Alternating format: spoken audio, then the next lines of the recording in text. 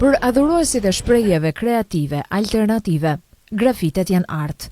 Ata që duan hapësira të pastra i vlerësojnë si vandalizëm. Por disa janë mënyra të komunikimit, madje edhe fusha për mesazhe me plot epsh të dashurisë, të cilat as edhe shirat e rrëmbyeshëm nuk do t'i fshinin.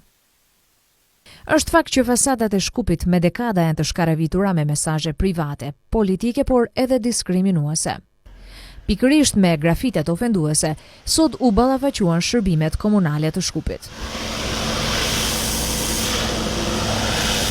Urbanat umetnos, grafitite. Arti urban, grafitet janë simbol i çdo qyteti dhe të tillë duhet të mbeten. E dini se qyteti stimulon duke hapur galeri të grafiteve, mirëpo përmbajtjet me gjuhë të urrëties thjesht janë të papranueshme.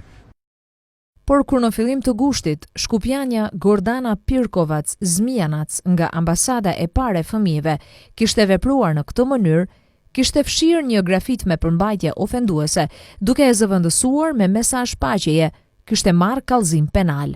Ajo sot për televizionin Klan Maqedoni ka shkruar: Më gëzon ky reagimi autoriteteve të qytetit. Mua Ministria e Punëve të Brendshme më njoftoi se do të inicioj kundër meje një kallëzim penal, për shkak se unë mesazhin vdekje për shqiptarët e fshiva fjalën shqiptarët dhe shtova fjalën urrëtie, duke shtuar edhe fjalin dashuri për të gjithë, ku teksti mori formën vdekje për urrëtien, dashuri për të gjithë. Gabimi im ka qenë se kam shkruar kurse është dashur vetëm të fshi, për këtë shkak duan të më dënojnë. Autoritetet e qytetit janë të vetëdijshme se lufta me grafitet që zakonisht gjatë natës shkruhen nëpër mure, ka mundësi që të jetë një betejë e humbur. Nëse sot fshihen 10 grafite, brenda natës do të shkruhen 20 të tjera. Por duke qartë se në ditën botërore të pastërtisë, sipas shembullit të qyteteve evropiane, duan fasada të pastra, rrugë e parqe. Në secilin komunë të Shkupit janë vendosur kontejner special për mbeturina, për aparate elektrike e elektronike. Gjithçka që është e vjetër, qytetarët gjatë 4 ditëve mund t'i vendosin atje. Thirrje për të gjithë qytetarët që ta ngrejmë vetdijen publike, për shkak se në disa komuna kemi dukuri të këqija, ku me hedhjen e mbeturinave krijohen deponitë e egra.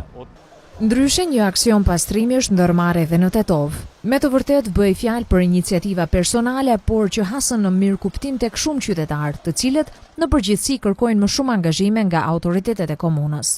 E shifni vetë, pa pastërti e madhe. Kontinjer ka, ma nuk e ngren kohë. Po, është. Veli, unë jetoj jashtë dhe sot kam ardhur dhe sot po shoh se është një kas i madh. Po s'është bash i pastër. Sipas kryetarit të komunës së Shkupit, Petre Shilegov, aksioni i sotëm nuk do t'i përfshijë mesazhet politike, shumë të pranishme nëpër fasadat e ndërtesave të Shkupit.